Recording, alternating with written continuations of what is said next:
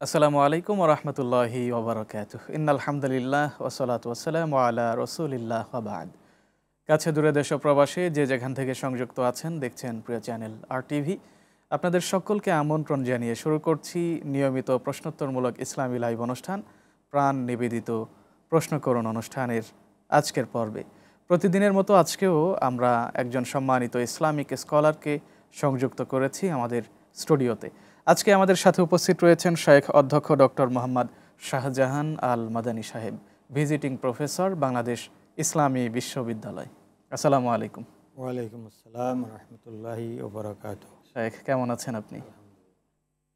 কেমন আছেন? আলহামদুলিল্লাহ, আল্লাহ তাআলা ভালো রেখেছেন। আপনাকে আন্তরিক মোবারকবাদ আমাদের সাথে সংযুক্ত হওয়ার জন্য। মোবারকবাদ। প্রিয় দর্শক, আমরা সম্মানিত অতিথির সাথে পরিচিত হয়েছি। চলুন এবারে সরাসরি অনুষ্ঠান শুরু করছি। শুরুতেই আপনাদেরকে জানিয়ে দিচ্ছি, কোরআন এবং সুন্নাহর আলোকে যদি কোনো প্রশ্ন জানার থাকে স্ক্রিনে দেখানো নাম্বারে সরাসরি কল করে আপনার প্রশ্ন আমাদেরকে জানাতে পারেন এবং ফেসবুক লাইভে সংযুক্ত হবার জন্য সার্চ করুন www.facebook.com/rtvonline। সেই সাথে সাথে জানিয়ে দিচ্ছি, ইসলামী অনুষ্ঠানমালা পরবর্তীতে পেতে সাবস্ক্রাইব করুন www.youtube.com/rtvislamicshow। প্রিয় দর্শক, চলুন তাহলে আমরা এবারে সরাসরি আমাদের প্রথম যে প্রশ্ন রয়েছে সেই প্রশ্নটির ব্যাপারে জানবো এবং তার উত্তরও জানবো। মোহতারাম, প্রথম প্রশ্ন আমাদের কাছে এসেছে, টেলিভিশনের মাধ্যমে ইসলামী অনুষ্ঠান দেখা জায়েজ কিনা? ধন্যবাদ আপনাকে সুন্দর প্রশ্ন করার জন্য। আলহামদুলিল্লাহ, সালাতু ওয়াসসালামু আলা রাসূলিল্লাহ ওয়া বা'দ। আসলে টেলিভিশন একটা যন্ত্র মাত্র। এই যন্ত্রটা যেভাবে ব্যক্তি পরিচালনা করবে ওইভাবে সেটা পরিচালিত হবে। এটা দিয়ে ভালো কাজও করা যাবে, খারাপ কাজও করা যায়। যেমন আমার হাতে একটা ছুরি আছে, ছুরি দিয়ে আমি ভালো কাজও করতে পারবো, খারাপ কাজও করতে পারবো। টেলিভিশনও তাই, টেলিভিশনেও আমি ভালো কাজও করতে পারবো, খারাপ কাজও করতে পারবো। যদি আমি ভালো কাজ করি তাহলে অবশ্যই সওয়াব হবে। তো হ্যাঁ, এই কারণে আমরা যে ইসলামী এই প্রোগ্রামগুলো দেখি, এই প্রোগ্রামগুলো যদি কোরআন এবং হাদিসের আলোকে বা ফিকহের আলোকে হয়, অবশ্যই এটা মানুষের জন্য কল্যাণকর এবং এটা শরিয়া সাপোর্ট করে। টেলিভিশন হতে পারে, ইউটিউব হতে পারে, ফেসবুক বা সোশ্যাল প্ল্যাটফর্ম যেগুলো আছে, অবশ্যই। জি মোহতারাম, অর্থাৎ মূল নীতিতে যদি আমরা থাকি যে কোরআন এবং সুন্নাহ মোতাবেক যদি হয় তাহলে জায়েজ রয়েছে। মোহতারাম, আরেকটি বিষয়, মিডিয়াকে কেউ যদি অপসংস্কৃতির কাজে বা অনইসলামিক কাজে ব্যবহার করে তাহলে তাদের শাস্তির ব্যাপারে ইসলাম কি বলে? ধন্যবাদ। আসলে একটু আগেই আমি বলেছি যে এই যন্ত্রটাকে যদি ভালো কাজে ব্যবহার করে তাহলে সওয়াব হবে, আর যদি খারাপ কাজে ব্যবহার করে, অপসংস্কৃতিতে ব্যবহার করে, বিভিন্ন ধরনের যেটা শরিয়া এলাও করে না এমন কিছু যদি এই টিভির মাধ্যমে, টেলিভিশনের মাধ্যমে করে তাহলে অবশ্যই এটা গুনাহ হবে, পাপ হবে। যেমন এই বাহিরে, টিভির বাহিরেও যদি কোথাও এই ধরনের অপসংস্কৃতিমূলক কাজগুলো হয় সেগুলো যেমন গুনাহ হবে, এখানেও তাই একই ধরনের গুনাহ হবে। বরং এখানে একটু বেশি হওয়ার কারণ হচ্ছে এই জিনিসটা প্রচারিত হচ্ছে সারা বিশ্বে, সকল মানুষ দেখতেছে খারাপ সংস্কৃতিটা। এ কারণে এটার পরিধি যত বেশি হবে তত পাপটাও তত বেশি হবে। এটার পরিধি সওয়াবের দিক থেকে, ভালো কাজের পরিধি যত বেশি হবে সওয়াবও তত বেশি হবে। এ কারণে এটা কন্ট্রোল করা দরকার, অপসংস্কৃতি থেকে ফিরে আসা দরকার। জি মোহতারাম, এরকম তো একটা প্রশ্ন থেকেই যায় যে রাসূল সাল্লাল্লাহু আলাইহি ওয়াসাল্লাম যখন পৃথিবীতে এসেছিলেন ওই সময় তো ভিডিওগ্রাফির কোনো ব্যবস্থা ছিল না, তাহলে এখন আমরা এটা ব্যবহার করলে সেটা আমাদের জন্য এটার ব্যাপারে শুধু ইসলামী প্রোগ্রাম যদি আমরা দেখি, সেটার ব্যাপারে কেউ যদি প্রশ্ন করেন যে প্রথমত তৎকালীন সময়ে মিডিয়া বা ভিডিওগ্রাফি বা ছবি এগুলো ছিল না, দ্বিতীয়ত বিষয়টি হচ্ছে যে কোনো ধরনের ছবি তো ইসলাম সমর্থন করে না, সেক্ষেত্রে আমরা যদি ইসলামিক প্রোগ্রাম দেখি বা ইসলামিক প্রোগ্রামের ছবি রাখি, এটা শরীয়ত কিভাবে দেখছে? ধন্যবাদ। আসলে প্রথমে আসেন যে ছবির ব্যাপারটা। ছবি ইসলামী শরিয়ার ব্যাপারে দুইটা বক্তব্য একটা আছে। একটা হলো যেটা তেমসাল, আরবিতে তেমসাল বলে, যেটার অবয়ব আছে এবং যেটা ধরা যায়, ছোঁয়া যায়, এটাকে তেমসাল বলা হয়। এই তেমসালটা হারাম। আর যদি সেটা ছায়া হয়, যেটাকে আরবিতে জেল বলা হয়, ছায়া যদি হয়, তাহলে সেটা নাজায়েজ নয়। কারণ সেটা ধরা যায় না, ছোঁয়া যায় না, এবং সেটার পূজাও মানুষ করে না। কিন্তু তেমসাল যেটার অবয়ব আছে, যেটা দেখতে মানুষের মতো দেখা যায় বা মূর্তির মতো দেখা যায়, সেটা ধরা ছোঁয়া যায়, এ কারণে ওইটা হারাম। আর ইসলামের শুরু জমানা থেকে, সেই নূহ আলাইহিস সালামের আমল থেকেই এটা হারাম হয়ে আসছে, এই তেমসালগুলো। কারণ ইয়াগুস, ইয়াউক, বোদ, এগুলো এই যে 5টা ব্যক্তির নামে তারা যে প্রতিমা তৈরি করেছে, এগুলো মানুষের অবয়ব। এই অবয়ব তৈরি করে যদি করে, তাহলে সেটা হারাম। আর ছায়ার ব্যাপারে সেটার ব্যাপারে 2টা বক্তব্য আছে। একটা যদি কমপ্লিট শরীর হয়, তাহলে কেউ কেউ বলেছেন এটা নাজায়েজ, যে আর কেউ বলেছেন যে এমন অংশ যেটা কেটে ফেললে মানুষ বাঁচে না বা ওই জন্তুটা বাঁচবে না, প্রাণ থাকবে না, এমন অংশ যদি হয় উপরের দিকে, তাহলে জায়েজ হবে, এটাও কেউ কেউ বলেছেন। আর এখানে কিন্তু আরেকটি প্রশ্ন থেকে যায় যে আমরা হজের জন্য ছবি তুলি বা হচ্ছে ওমরায় যাওয়ার জন্য পাসপোর্ট প্রয়োজন হয়, পাসপোর্টের ছবি তুলি, এগুলো কি একই মাসআলার আওতায় আসে? হ্যাঁ, এটা তো আমাদের পেট কাটা, ওই যে বললাম যে পেট কাটা অর্ধেক ছবি, এটা জায়েজ। আর হজ যেহেতু এমন একটা ইবাদত যেটা আল্লাহ রাসূল সাল্লাল্লাহু আলাইহি ওয়াসাল্লামের আমলে কিন্তু এই হজের সময় ছবির প্রয়োজন হয়নি, কিন্তু এখন সারা বিশ্বে লক্ষ কোটি মানুষ হজে যাচ্ছে। এ কারণে এটাকে তাফরিক করার জন্য, পার্থক্য করার জন্য, চেনার জন্য এটা প্রয়োজন হচ্ছে, প্রয়োজনের তাগিদে। যেহেতু হজ ফরজ, এ কারণে আমি অর্ধেক ফটো উঠিয়ে আমি পাসপোর্ট করব, সুতরাং শরীয়ত এটাকে নাজায়েজ বলে নাই। জি মোহতারাম, আমরা একটা ফোন নিতে চাই। আচ্ছা, ধন্যবাদ। আসসালামু আলাইকুম রহমতুল্লাহ।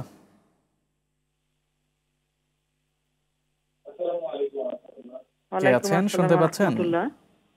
জি জি জি জি বলুন, কি প্রশ্ন? ভাইয়া আমার আসসালামু আলাইকুম। ওয়ালাইকুম আসসালাম। ভাইয়া ওই যে মানে আপনারা যে ইসলামী ব্যাংকে যে টাকা রাখার কথাটা বলেন, যে সুদের ব্যাপারে, জি বলুন। এটা কি যে এখন তো অনেক ব্যাংক আছে ইসলামী ব্যাংকিং করে ওরা, এখানে কি আমি রাখতে পারবো টাকা? এটা কি কোনো হবে?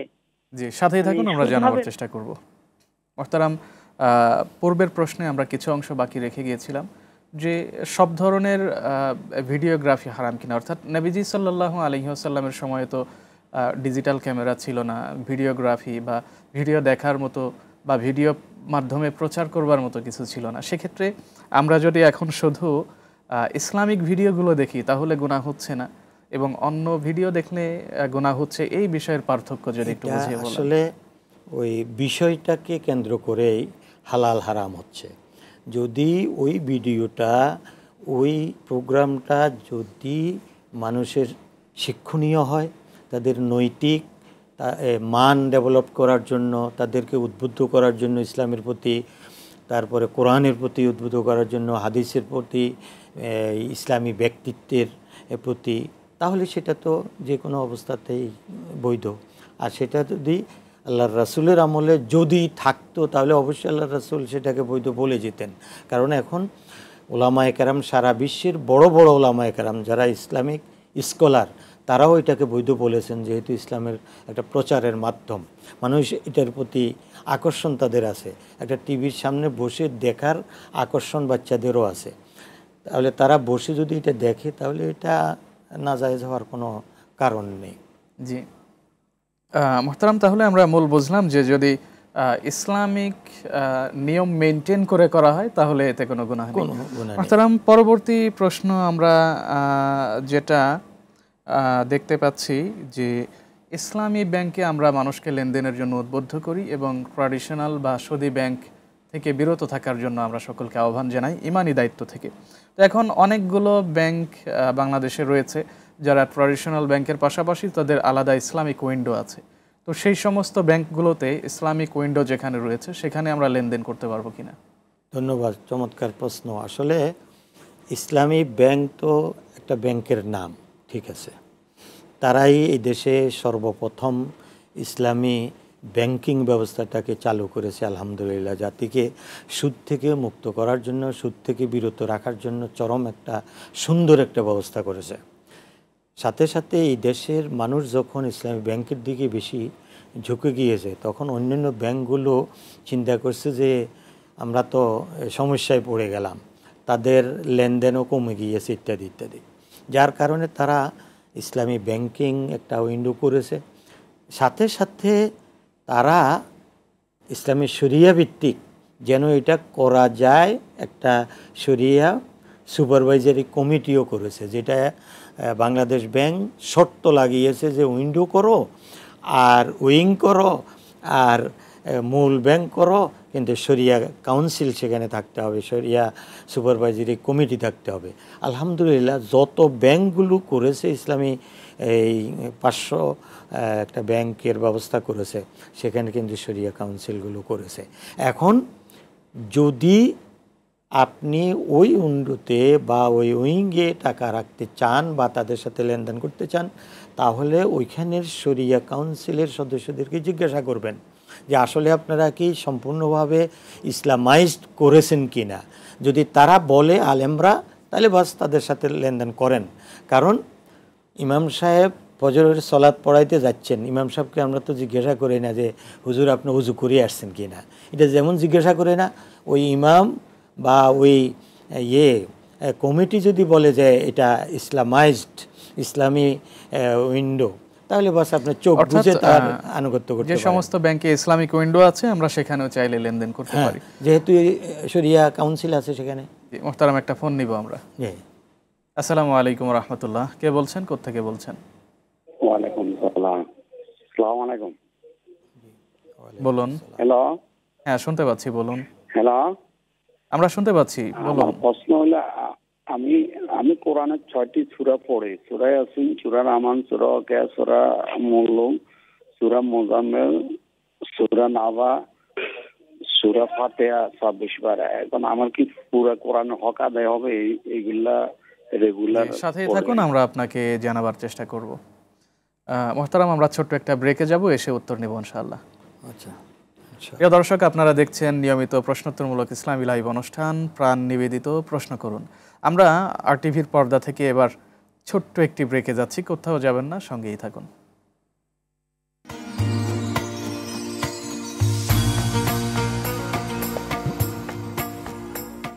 প্রিয় দর্শক, বিরতি থেকে ফিরে এলাম প্রিয় চ্যানেল আরটিভির পর্দায়। আপনারা দেখছেন নিয়মিত প্রশ্নোত্তরমূলক ইসলামী লাইভ অনুষ্ঠান প্রাণ নিবেদিত প্রশ্ন করুন। দর্শক, আমরা বিরতির পূর্বে ছোট্ট একটি প্রশ্ন নিয়েছিলাম, এবারে সেই উত্তরটি জানবো ইনশাআল্লাহ তাআলা। মোহতারাম, বিরতির পূর্বে প্রশ্ন ছিল, একজন দর্শক কয়েকটি কোরআনের সূরার কথা বলেছেন, সূরা ইয়াসিন সহ বেশ কয়েকটি সূরা। তো তিনি এই সূরাগুলো পড়ার মাধ্যমে মহাগ্রন্থ কোরআনে কারিমের সমস্ত সূরা পড়ার হক আদায় করতে পারবেন, নাকি তাকে আরও পড়তে হবে? ধন্যবাদ প্রশ্নকর্তাকে চমৎকার একটা প্রশ্ন করার জন্য। তবে আল্লাহ রাসূল সাল্লাল্লাহু আলাইহি ওয়াসাল্লাম কিছু সূরার ফজিলতের কথা বলেছেন, যে যেমন সূরাতুল ইখলাস, কুল হুয়াল্লাহু আহাদ, এই সূরাটা কেউ পাঠ করলে কোরআনুল কারীমের 1/3 সওয়াব পাওয়া যাবে। সওয়াব একটা, আর পুরা কোরআন পড়া ভিন্ন বিষয়। আমি মিষ্টি খেলে, একটা খাইলে মিষ্টির স্বাদ পাইলাম, যে এখানে যে 10 কেজি মিষ্টি আছে, মিষ্টির বুঝে ফেললাম যে কেমন হবে, কিন্তু আমার 10 কেজি তো খাওয়া হলো না। এমনিভাবে কোরআনুল কারীমের কয়েকটি সূরা আপনি তেলাওয়াত করলে সওয়াব পাবেন ঠিক, কিন্তু পবিত্র কোরআনুল কারীম পুরাটা সওয়াব পাবেন না। অতএব কোরআনুল কারীম পুরাটা পড়ার চেষ্টা করুন, করলে সেটার মজাও আলাদা পাবেন। আপনি অধ্যয়ন করতে পারলে তো আরও মজা পাবেন। এ কারণে শুধু পাঠ নয়, ভাইকে আমি বলবো যে আপনি মেহরবানি করে অল্প অল্প করে প্রতিদিন দরকার হলে 1 আয়াত পড়বেন এবং অর্থসহ তাফসির সহ পড়েন। দেখবেন আপনার ইলম যেমন বৃদ্ধি পাবে, আপনার কাছে মজাও লাগবে যে এতদিন আমি শুধু পাঠ করেছি কিন্তু কিছুই বুঝি নেই। এখন সুন্দরভাবে পড়তেছি, বুঝতেছি আল্লাহ পাক কি বলেছেন। মোহতারাম, আমরা বুঝে পড়লেই আমরা শুধু সওয়াব পাবো নাকি না বুঝে পড়লেও সওয়াব পাবো? না বুঝে পড়লে আল্লাহ রাসূল সাল্লাল্লাহু আলাইহি ওয়াসাল্লাম বলেছেন, মান কারা হারফাম মিন কিতাবিল্লাহ ফালাহু আশরু হাসানাতিন। আল্লাহ রাসূল সাল্লাল্লাহু আলাইহি ওয়াসাল্লাম বলছেন যে কোরআনে কারীম যদি কেউ তেলাওয়াত করে তাহলে প্রতি অক্ষরে 10 নেকি পাবে।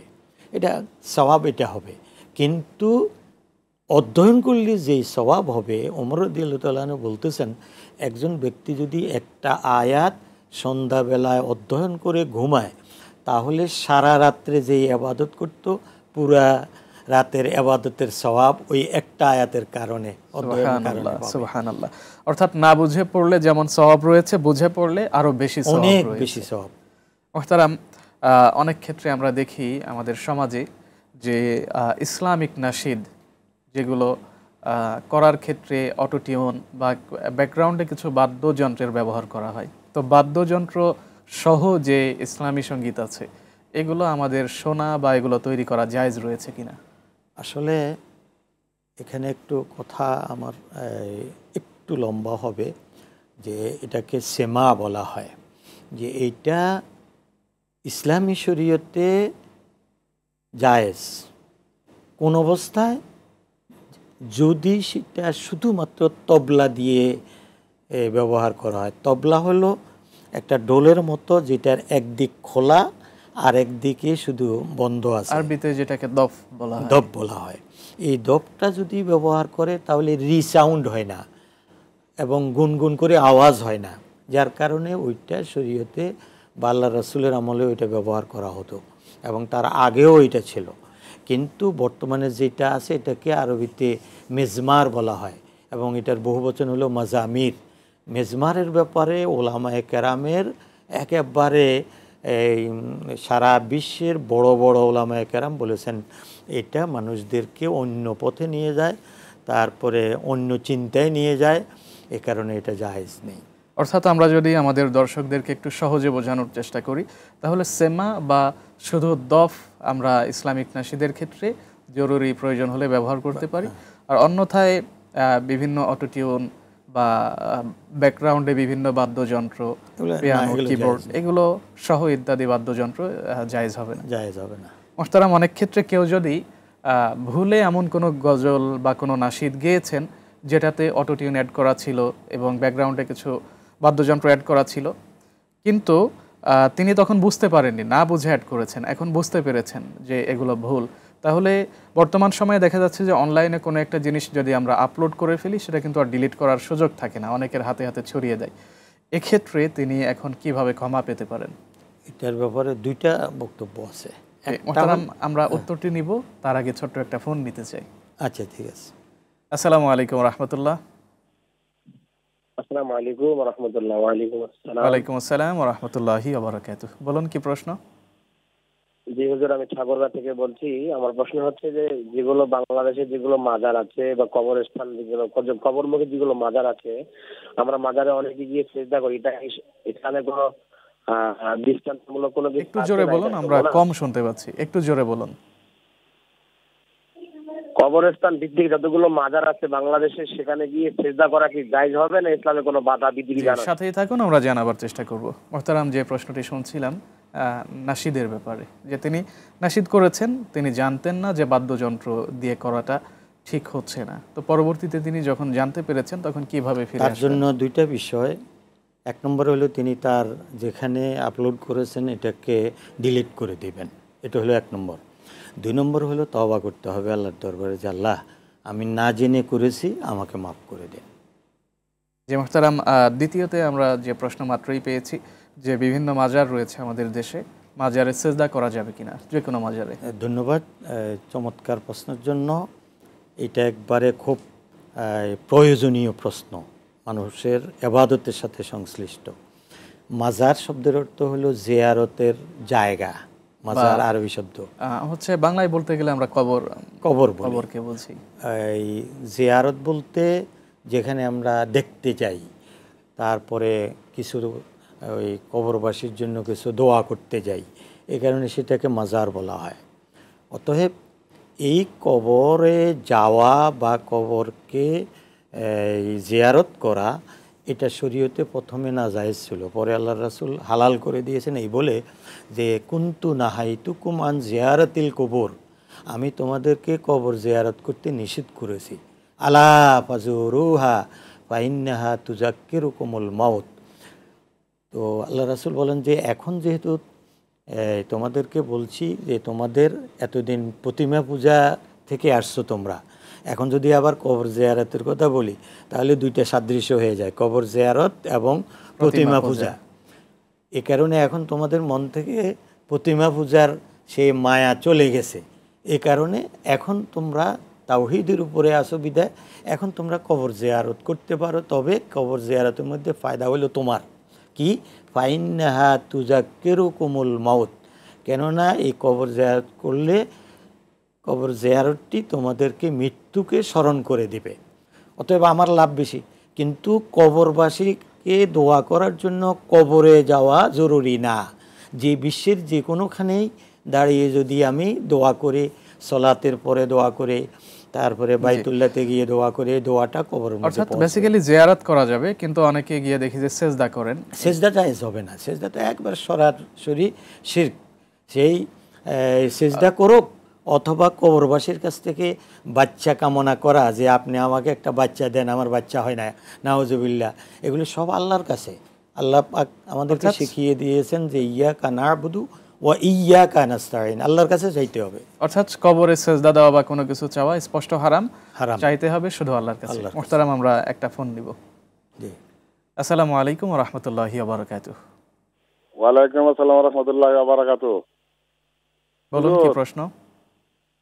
প্রশ্ন করছিলাম হুজুর, আমি আশা নামাজের পর বেতরে সালাত করতে গিয়ে দোয়া, এখন তো দোয়াটা শিখতে খুব কঠিন আমার কাছে, আমি তো মূর্খ মানুষ। জি, সাথেই থাকুন, আমরা জানাবো আপনাকে। দর্শক, আমরা ছোট্ট একটি বিরতিতে যাচ্ছি। বিরতি থেকে ফিরে এসে আমরা প্রশ্নটির উত্তর জানবো ইনশাআল্লাহ তাআলা। আপনারা দেখছেন নিয়মিত প্রশ্নোত্তরমূলক ইসলামী লাইভ অনুষ্ঠান প্রাণ নিবেদিত প্রশ্ন করুন। কোথাও যাবেন না, সঙ্গেই থাকুন। ফিরছি বিরতির পরই ইনশাআল্লাহ।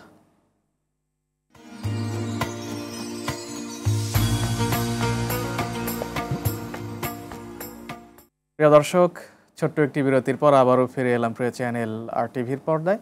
আপনারা দেখছেন প্রশ্নোত্তরমূলক ইসলামী লাইভ অনুষ্ঠান প্রাণ নিবেদিত প্রশ্ন করুন। দর্শক, আমরা লাস্ট যে প্রশ্নটি পেয়েছিলাম সেই প্রশ্নটির উত্তর জানবো ইনশাআল্লাহ তাআলা। মুহতারাম, আমাদের এখানে সর্বশেষ দর্শক যিনি প্রশ্ন করেছেন, আমরা অনেক সময় দেখি যে বিভিন্ন বিপদ আপদ বালা মুসিবত এগুলো কিন্তু আমাদের কাছে আসে। তো ওই প্রশ্নটির উত্তর জানবার পূর্বে আমরা একটু দর্শকদের উদ্দেশ্যে জানাতে চাই যে বিপদ বালা মুসিবতে থাকলে আমাদের করণীয় কি? ধন্যবাদ চমৎকার প্রশ্নের জন্য। বালা মুসিবত আসবে, এটা স্বাভাবিক। আল্লাহ রাব্বুল আলামিন এই কোরআনুল কারীমের বিভিন্ন আয়াতে বলেছেন যে ওয়ালা নাবলুয়ান্নাকুম, এই শব্দগুলো ব্যবহার করেছেন, তোমাদেরকে আমি পরীক্ষা করব বিভিন্ন কিছু দিয়ে, বিপদ দিয়ে, বিভিন্ন মানুষের রিজিকটাকে সংকীর্ণ করে, সংকোচন করে, ইত্যাদি করে আল্লাহ পাক পরীক্ষা করবেন।